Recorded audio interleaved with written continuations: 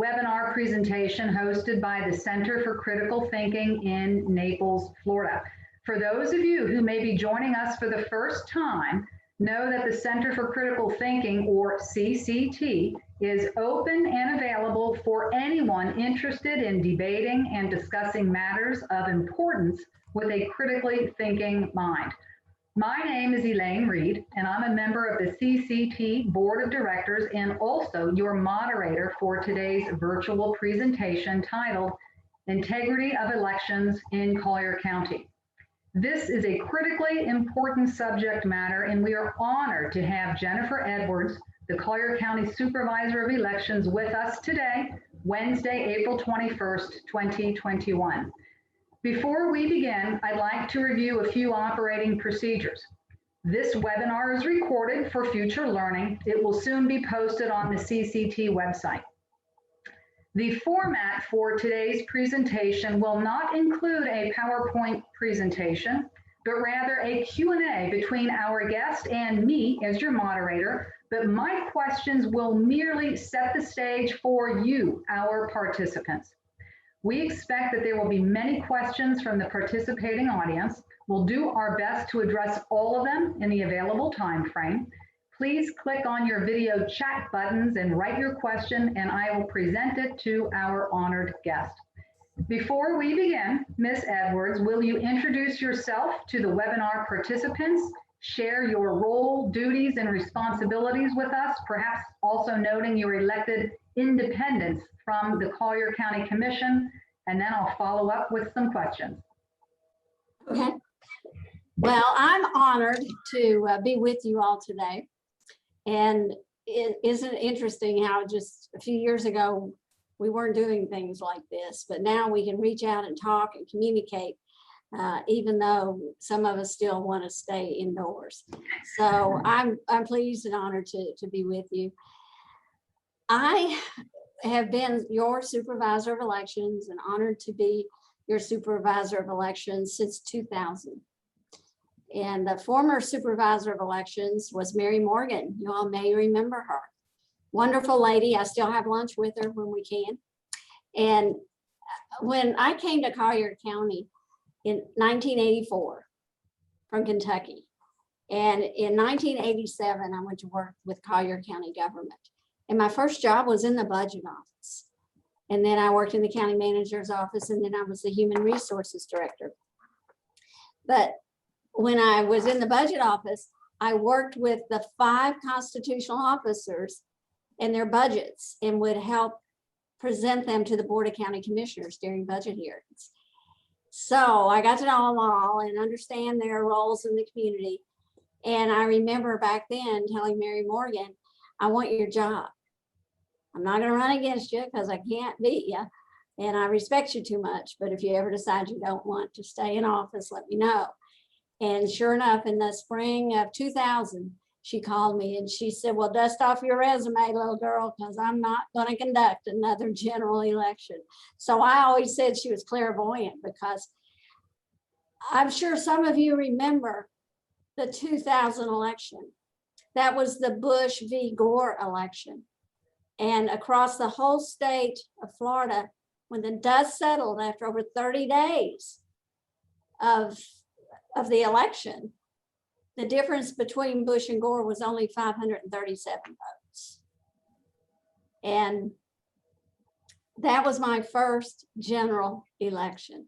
So I'm happy to say that I was part of that. But from that, it was a huge change. And I laughed and said, well, I don't have to unlearn anything, because I had only been in office a short time. And after that, many of you may remember Dudley Goodlett, know him. He was the chair of the State House Ethics and Election Committee. And he and his committee were instrumental in making extreme changes in Florida election law. And some of the things that came out of their changes have continued to improve and have been continuing to improve over the years to get Florida in a very positive position to conduct elections. So that's a little bit about my background. All right, well, I think that there'll be more questions about your role and responsibilities as we roll in. So I'm going to go ahead and dig into the subject matter today, all right? Voting fraud in the 2020 election was not found, and that was confirmed by state and appellate courts throughout the nation. But there's a contingent of people nationwide that believe our election systems need an overhaul. Ms. Edwards, do you believe that there was any fraud in our local elections in 2020 or that we have election integrity issues in Collier County?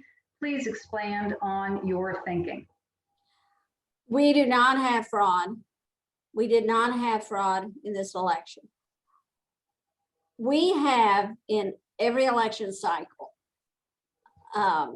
people that want to vote twice.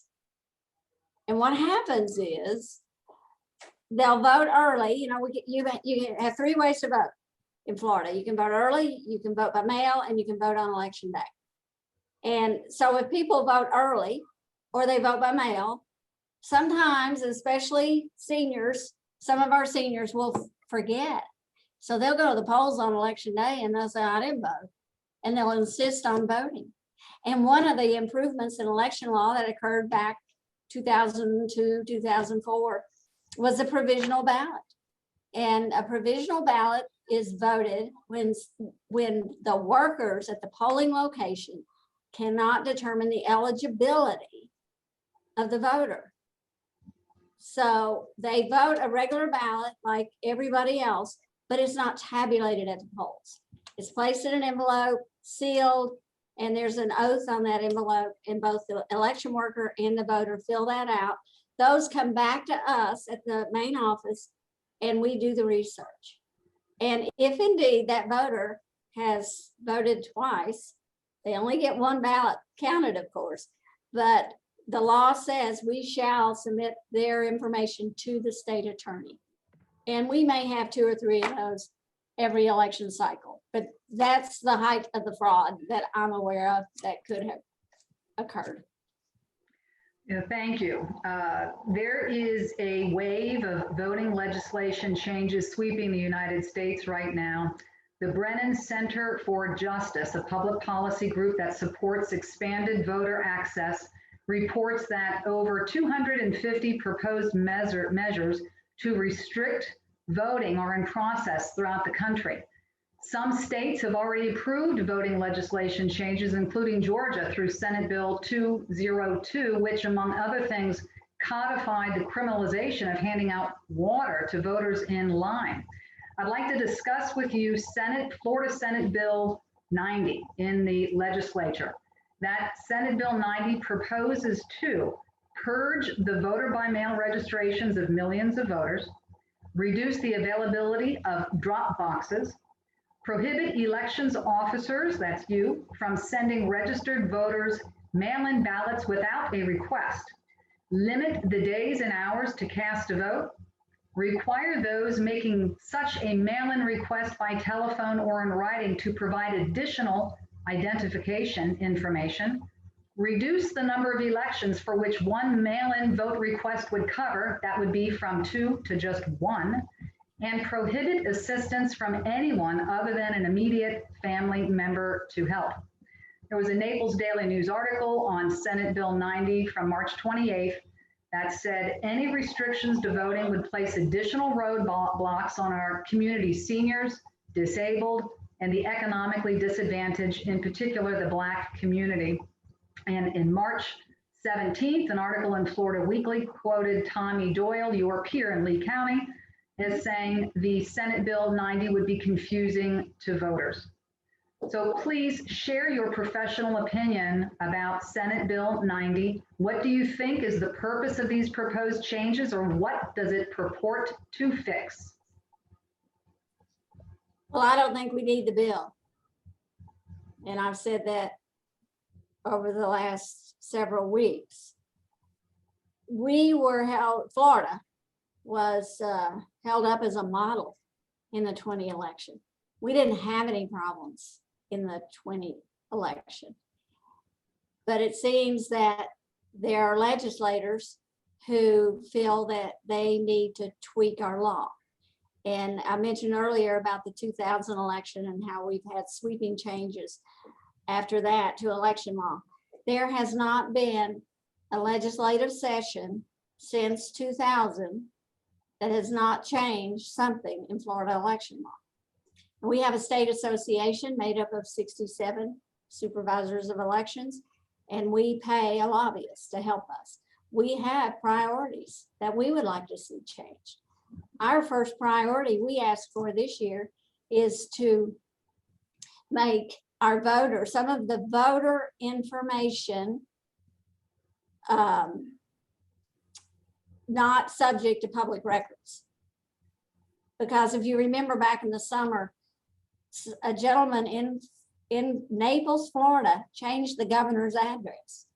And he was able to do that by just going online and going to different sites, gathering, the information about the governor and going in and making that change. He could do that because of our public records law. So we were hopeful that would be something that we could get changed to exempt some of our voters' information from public records. Well, guess what? That's not mentioned anywhere in these bills that are being considered in the House and the Senate. Some of the things that you mentioned, Elaine, are being changed as we speak right now. We don't know what those bills are going to look like by the time session ends. We follow them, we sit in on hearings, and we voice our opinions to our legislators. But it's my opinion that the bill is not needed. Some of the things that they began changing early in Senate Bill 90, for example, Senate Bill 90 was going to eliminate drop boxes, period. And it no longer does that. It just says we can use them, but there are certain stipulations, which we can live with those things if we must. But again, I just, I don't think we need it. And we'll have to wait until session ends to know what we're going to be doing. I told our lobbyists, excuse me, voters in Collier County like drop boxes. For years, voters wanted to drop their mail ballots off at early voting locations. I had a policy. I said, no, you either mail them to us or bring them to our office or our satellite office. We will not accept them at early voting locations or on election day, because that was another job responsibility of our election workers. And I didn't feel that that was necessary. I hate to, we love our election workers, our poll workers, and we don't want to overburden them. So up until 2020, you couldn't drop a mail ballot off anywhere except our office, our satellite office, or mail it. But guess what? In 2019, the legislature passed a law in 2019 that said you shall accept ballots at early voting locations. Okay. But then we did it in 2020, and now they don't like it. So we have pushed back and said, no, our voters like to drop off their ballots. We purchased a drop box for each of our 9 early voting locations and for here at our main office. And they are designed specifically for ballots. You can only insert one at a time. They're very slim pocket there. So you can't push a soft drink through the drop. It's not like a big blue USPS box. And we've been, the ones that are at early voting are in the room where we're offering early voting. But at 4 locations in the general, because of COVID, we had drive-through drop-off. And that all of that went very well, and our voters really, really liked it. Now they're used to drop boxes and they like them. And we have one here at our office that's 24/7. But we have 2 cameras on it, and the county security monitors that all 24/7. And they drive through our parking lot during the night also. So we have had no problems with drop boxes. We like them now, we've got them, and we want to continue using them because it's a convenience for our voters. when we make changes in our office, we do it in a manner that the first thought is, what's the most convenient thing for our voters? And what have we heard from the community that they would like for us to do? So does that answer your question? Yes, very good. In fact, I have a couple of questions here that have come in through our webinar participants. One is, if the Florida bill passes, wouldn't it cause additional expense, and how would that be funded?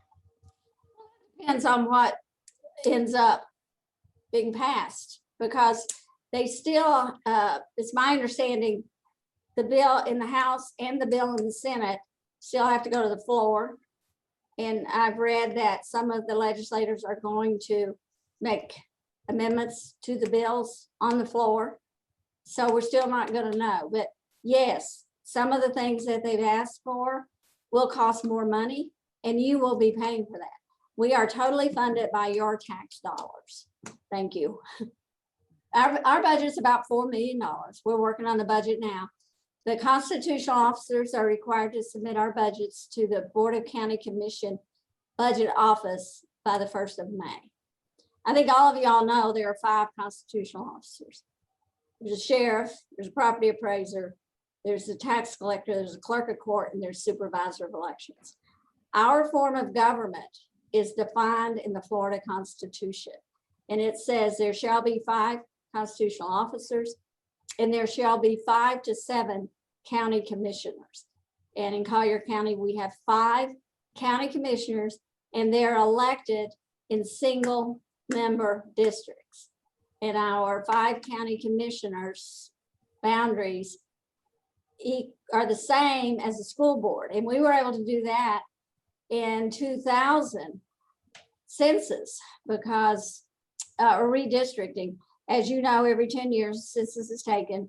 And then 2 years after that, the boundaries have to have been changed to based on population, not registered voters, but population. And so that what that means is the county commission changes the county commission boundaries. And the school board in 2000 agreed to share the same boundaries. Prior to that, school board had 5 and county commission had 5. But now, hopefully we'll be able to continue with them sharing the same 5 boundaries. And then the state, the state is responsible for changing the state Senate, state House representatives, and the congressional boundaries based on the census data on the population. So all of that will be occurring. It started already with the county board staff and approvals through the county commission. So all of that is occurring as we talk now. And is all of that a part of public announcements at the Collier County Commission level, or I assume that this is all open to sunshine so that these decisions are made with everyone being made aware? Right. And there's actually an executive summary that was presented to the Board of County Commissioners about 2 weeks ago by county staff. And it's probably available on the county Board of County Commissioners website. And in that, it has a calendar. And part of the things that the staff does, they do a great job, but they will actually conduct community meetings, and they will show the public these are the possible boundaries that we're looking at and how we're going to form these. And what we do after the county commission and school board boundaries are determined and approved by the Board of County Commissioners and the school board, we use those to begin our changes to our precinct boundaries. So you can probably be sure that you'll receive a new voter information card from us before the next election cycle, with changes to possibly where you vote and the people for whom you will be voting, depending on where you live. Right. This is another follow-up question to the discussion about one of the Senate Bill 90 issues. The question is, reducing the number of elections you can request in an absentee ballot from 2 years to 1 appears to cost your office twice as much time and money to process these ballots. How does that in any way make elections more secure? I don't know. I don't agree with it.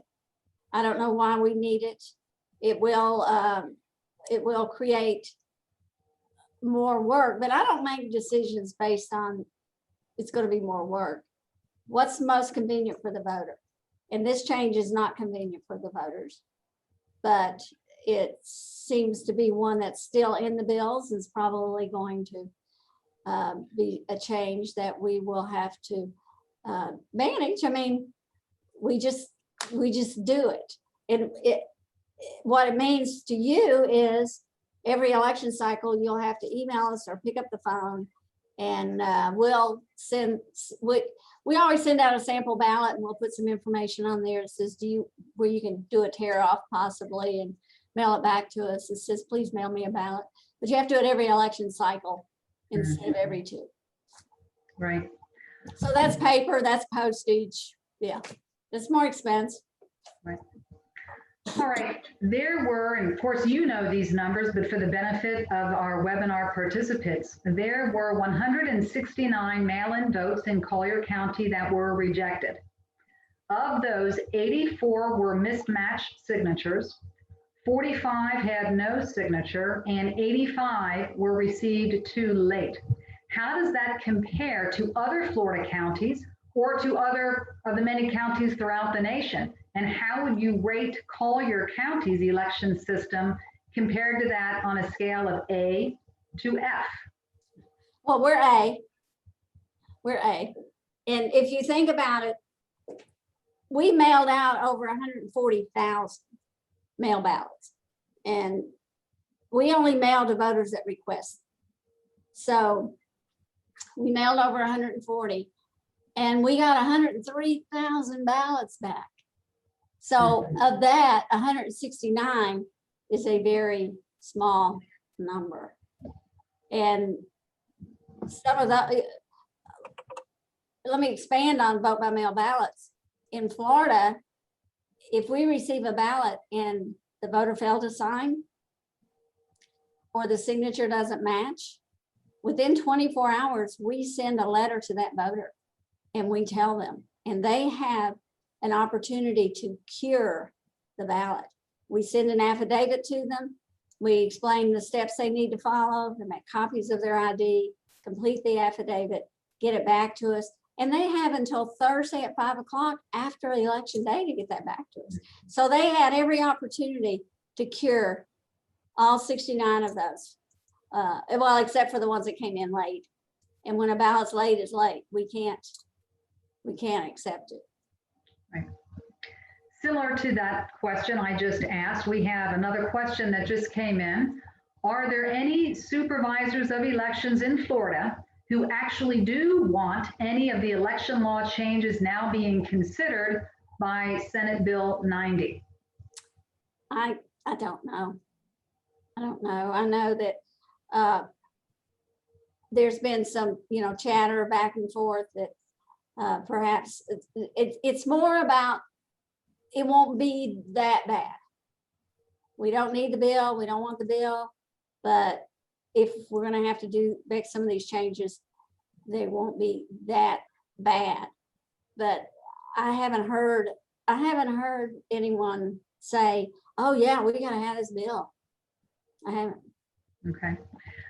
Can you explain what voters would have to do if the legislature requires more detailed voter information for mail-in ballots? For example, copies of our driver's license. What is it they're looking for?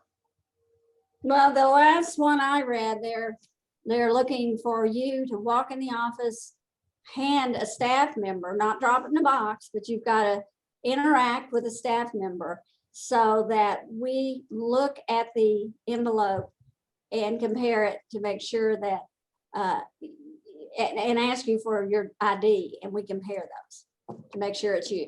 Now, if you come in with your grandpa's ballot, I believe as of now, you're going to have to bring a statement in from grandpa that says, I've asked my granddaughter to drop this ballot off. So there are going to be some qualifying things required. Number one, that's going to slow the process. Number two, we may have to hire more temporary staff to help us do that, but we can do it. Right.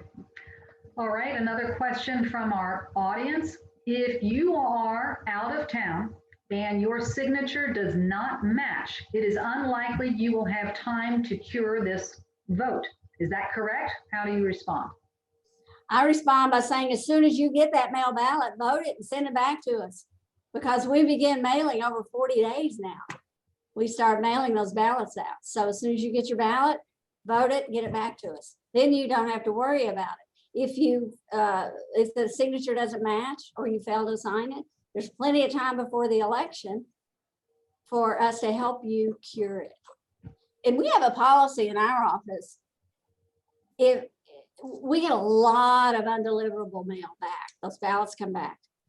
And we have a policy in our office that if your ballot is bounced back to us by the United States Post Office and we have your contact information, we will reach out to you one time and we'll say, hey, we got your ballot back. So sorry, please help us. What do we need to do to get it to you? And what we found, especially with COVID this last time around, was some people who thought they were going to be at their home up north decided to stay home.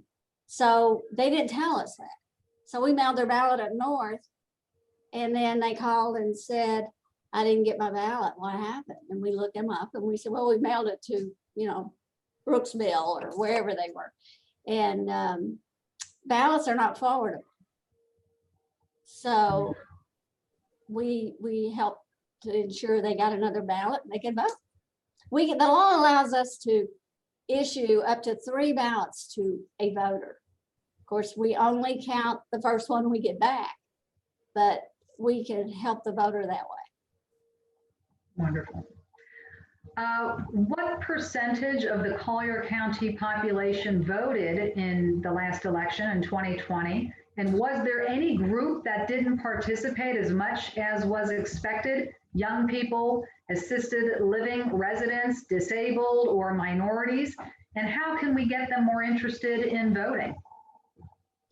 Well, I'm proud to tell you that your county had the highest turnout in the state. Over 90% of our voters voted. Same thing happened in the last presidential election. 87% of our voters voted in 2016. We have had the highest turnout in the state. And we did not see any specific group that was lower than in the past. We've got, I tell people in Collier County, we've got very bright people, and we've got voters that want to vote.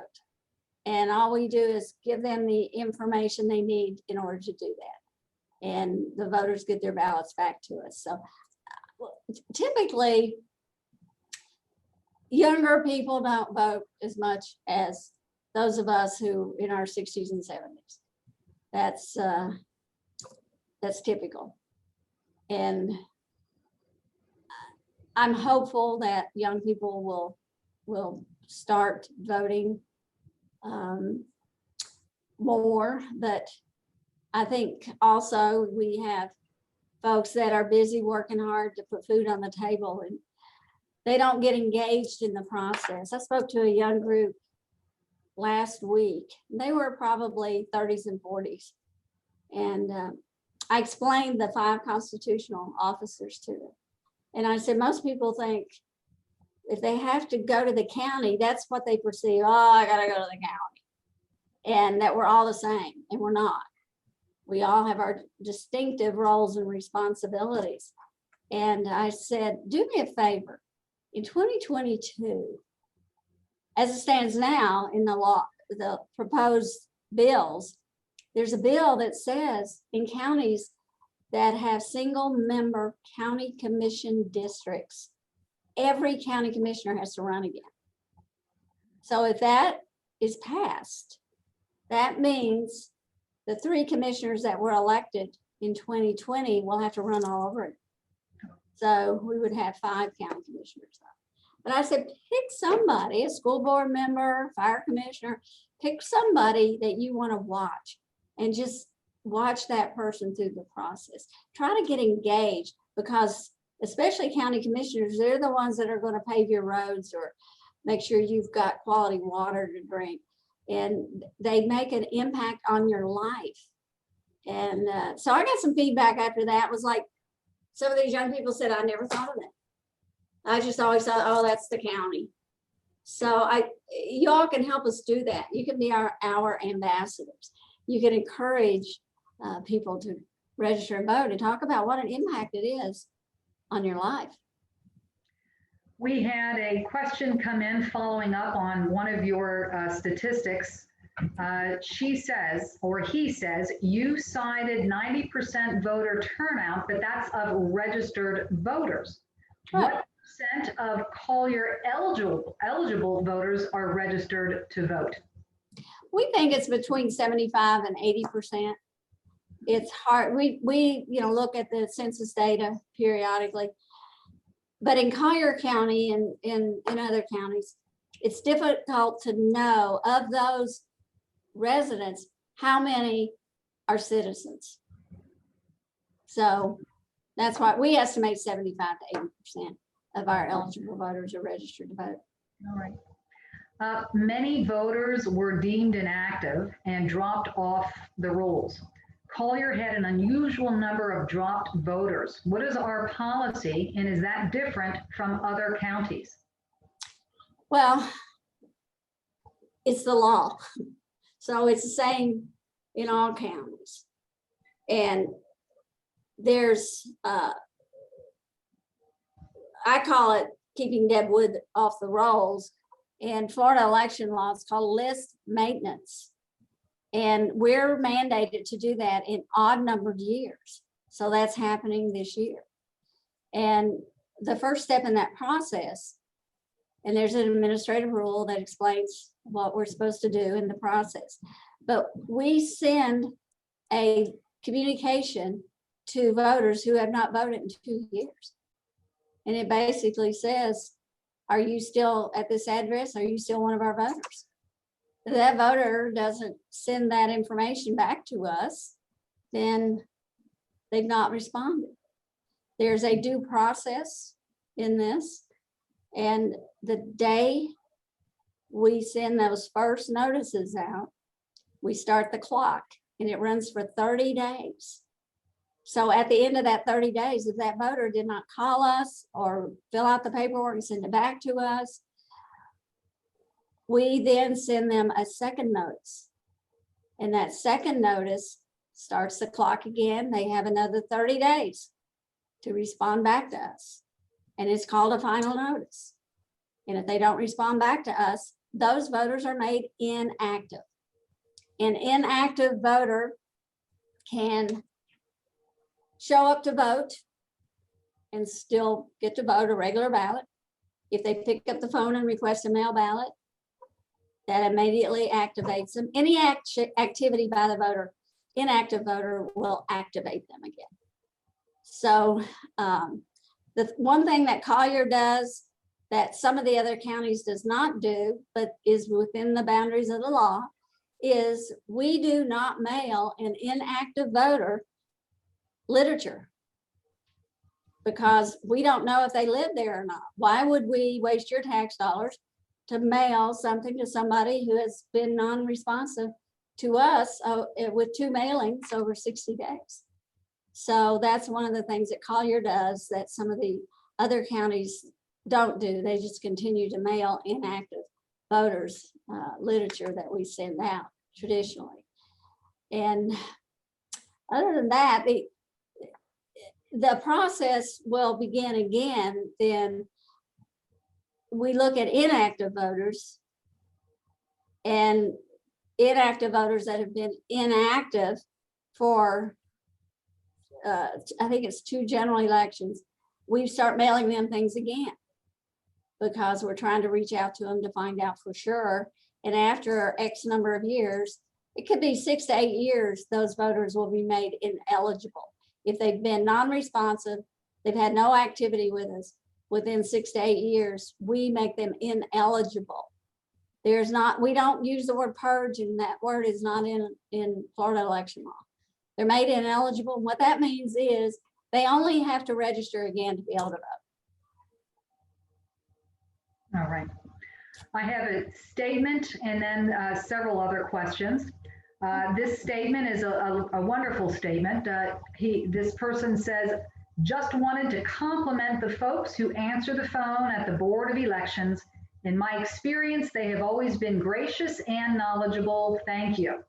Oh, that's wonderful. Thank you. We love to hear feedback like that. The face of our office, all we have to offer you is our service. If we want it to be as friendly, and we want to conduct the fair and accurate elections like any other election administrator across the state and the country. So thank you. All right, we're going to go back to some more difficult questions, if you will. Sure. What concerns do you have, if any, about cybersecurity issues related to elections in Collier County? And is the legislation we've discussed doing anything to help on this front? Well, it's always almost center thought with us since 2016. You'll remember in 2016, there was a lot of chatter about Russia stealing the election and interfering with the election. And I think there may have been some interference. I don't know. I know nothing was changed. When I say nothing, I mean no results were changed across the country. But as a result of that, we have had representatives from the FBI and Homeland Security and the Secretary of State's cybersecurity team in and out of our office since 2016. And we have attended, myself, my staff, we've attended numerous training sessions on cybersecurity. Every county in the state has a server called Albert, and Albert actively 24/7 is looking for unusual activity that may be trying to intrude into our offices. And not in our bills that are being proposed for election law, but in requests by the Secretary of State, it's my understanding she's going to have funds appropriated to her to even strengthen more her cybersecurity efforts. Every county has a cybersecurity, they call them navigator, assigned to our offices, and they come around and visit us and stay in touch with us. And if we have any activity that we think is questionable, we'll reach out to them. We are a small office. There are only 23 of us.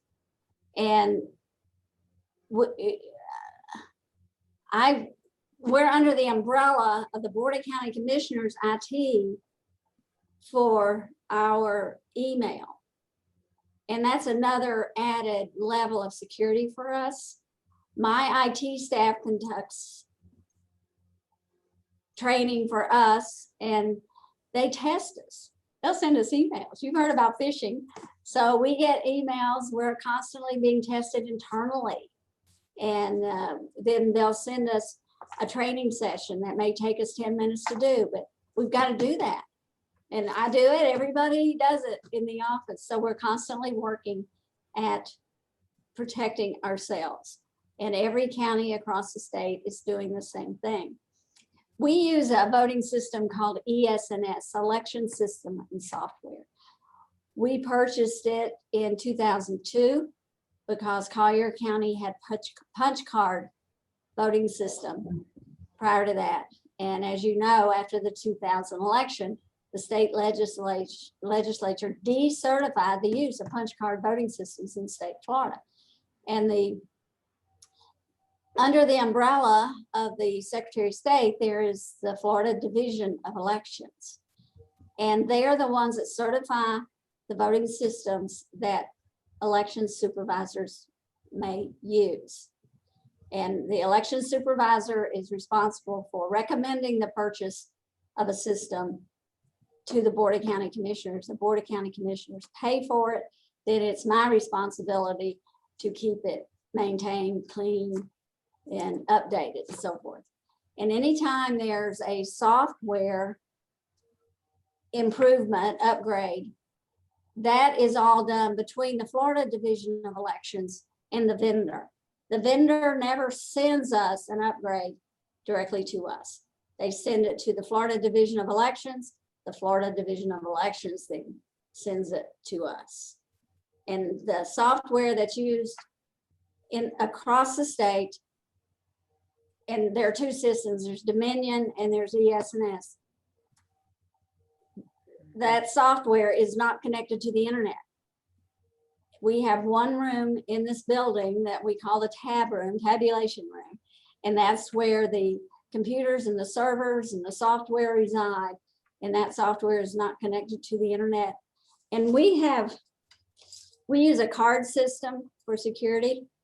And that tab room only has 7 people out of our staff that can even enter the room. And that's my IT staff and my chief deputy and myself. And our vote by mail area is locked 24/7, and only those of us who have access to it can get in there. Both our buildings are, if any of you have been here, you know we have 2 buildings. And the building that we call our operations center is locked 24/7. And only those of us who have a key are allowed to or have access to it. So that's a lot about what we do with cybersecurity. But we also on our website, we love our website. So please go there and check us out. Let me know if you think I can improve it. But we're constantly working to improve our website. But we also have a section on our website about security. Wonderful. I'm sure you'll see a lot of hits on your website over the next couple of days, given your last comments.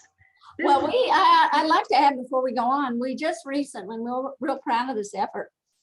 We have shifted over to a .gov. So we're colliervotes.gov.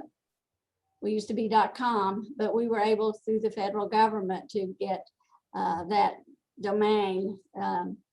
And we're real proud of that. Of course, we've had to change everything we could think of that's printed, new business cards, but new letterhead, everything that had .com on it has .gov on it. Right. All right. This question goes back to Senate Bill 90.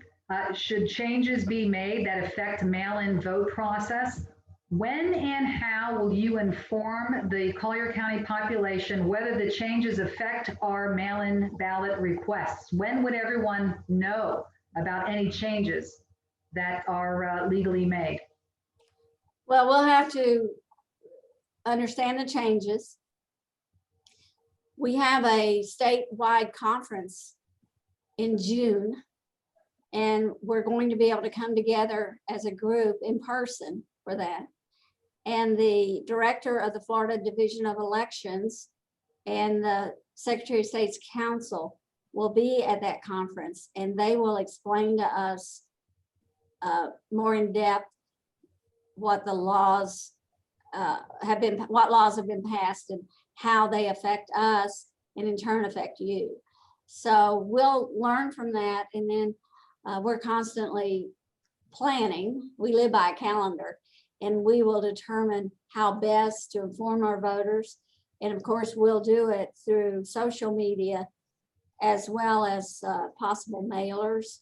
And we mail all of you, we'll be mailing you a new probably voter information card prior to the next election cycle because of redistricting and re-precincting, because we have to tell you how your boundaries change and for whom you'll be able to vote for the districts. And then we always mail a sample ballot. We'll have information on that, but we'll do extra outreach to let you know if there's something very specific to mail voting. The last time I read the drafts of the bills, if you have a request in now for 2022, we will still honor it. Now, I don't know if that's going to stay in the bill. I don't know. But please know we will reach out to you if we have a question, or we encourage you to email us or pick up the phone and call us. All right. The next one is a compliment and then a question. You have been terrific and did a remarkable job for the 2020 election. You are to be commended on the professional and superb job you and your office did in the last election. Truly a model for the nation. Oh, thank you. And this participant follows up with a question: what percentage of the population in this county what percentage of the population voted in the midterms? Oh, about 30%. Well, wait a minute. Your midterm, I'm going to say, are you talking the governor's race? We think a midterm is the cycle when the governor runs. And let's go into the 2018 election. Let's go in between the general election. In between the general. Well, in 2020, the August primary, we had 37% of our voters vote. People don't vote in primaries. It's sad.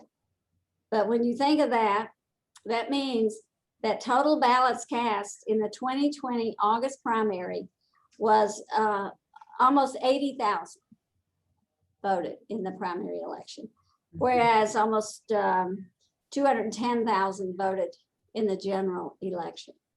And if you back up to 2018 general, which would have been the governor's race, we had a 74% turnout. The midterm races, which we refer to as the year the governor is elected, that turnout is always lower than presidential turnout because everybody will get out to vote for president, but they may not get out to vote for the governor. All right.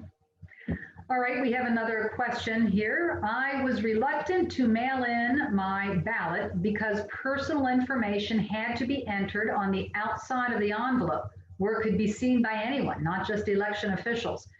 I'm not sure, but I thought it was my phone number and email address. Please comment on this. Yes, the legislature added that to the law in, I believe it was 2019. And our voters, or may have been by 2018. We did that in 2018, I believe. And we get a lot of complaints about that. And I understand. And what we suggest is put your mail ballot into a larger envelope and address it to us, or just drop it off.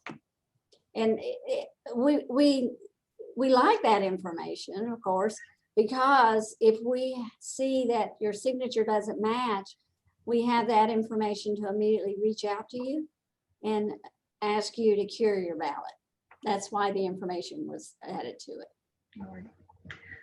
All right, another question. Florida participates in the ERIC system as a way to ensure people don't vote twice.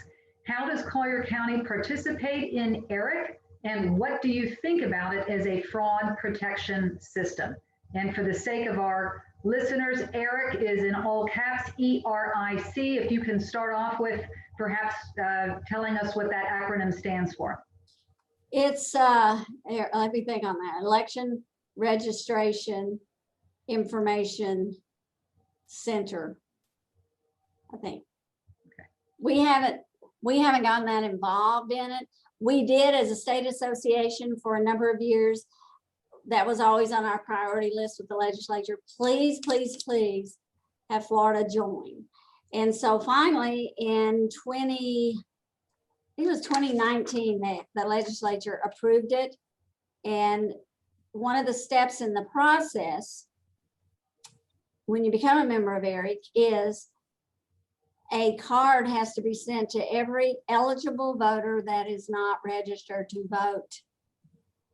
And the Florida Division of Elections did that in 2020.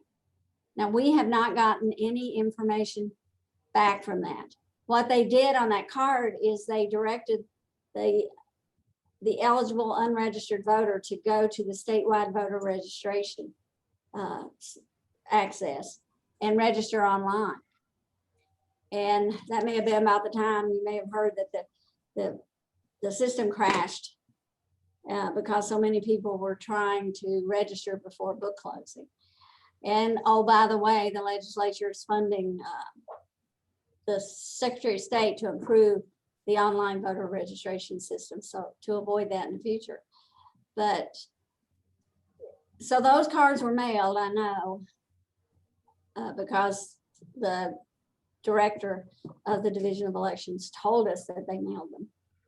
We still have not received any reports. Periodically, we will receive information from the state that tells us they've determined we have a duplicate voter, and we address that and we correct it. And I think some of that information may be coming from the ERIC data that the state is getting. I think there are around 20 states now that are members of ERIC. And it's my understanding they will be comparing the voter rolls in the databases of the member states. And those that are members, if they, one of them or more of them, have a voter registered that's also registered in Florida, we'll get that information. We have not received any of that information yet. But I think it'll help in that way too with voter fraud. You know, it's not illegal to be registered, but it's illegal to vote in more than one state. All right. We've got 3 questions left. Well, there are more than 3, but I think we can fit in 3 more questions. Besides Lee County, are you able to share what other Florida supervisor peers say about election fraud in Florida? They're like me. We really don't have election fraud.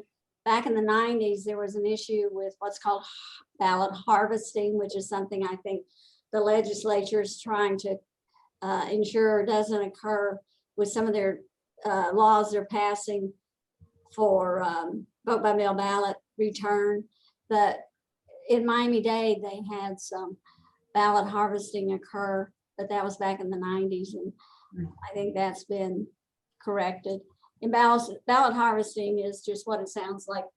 People go out and pick up ballots and bring them in, or they may somehow get the mail ballot and alter it or vote it for somebody and bring a whole stack full in the entire office. We've never had that happen here. Right, good. It would seem that any type of voter suppression would spur lawsuits nationally and locally. What are your thoughts on that? Oh yeah, there'll be lawsuits over some of these changes, of course. We had a lawsuit in the spring of 2020, and it was a group that wanted us to accept mail ballots up to 10 days after election day. And so we supervisors hired an attorney and we fought back.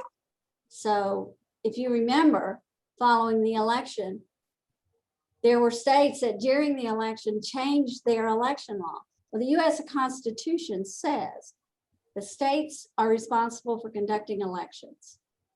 And the legislature, what that means is the legislatures in each state is responsible for passing the election laws.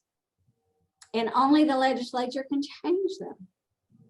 So what has happened in some of the states was that some of the election laws were changed by individuals or groups other than the state legislatures. And that's what they were trying to do in Florida. And we pushed back and we won the case. So there was no change in Florida election laws during the 2020 election. All right. All right, this last question is, what do you think the voting impact would be on each of the 2 major parties if Senate Bill 90 legislation was passed? I really can't say. I think everything we do in this office is equal for each party. I run a neutral office and I'm proud of that. And if one party asks for something, I'll reach out to the other party and say, hey, so-and-so asked for this, do you all want it too? I mean, we communicate with both parties and we drop pins off at both party headquarters. We'll do whatever we can to help both parties. And I just don't think that there's that much of an imbalance. or Okay. everybody's treated equally. All right. We have one last question that just popped in, and I'd like to get that, and then we will conclude this wonderful Q&A discussion. What is the status of the measure voters passed allowing felons who've served their time to become registered voters?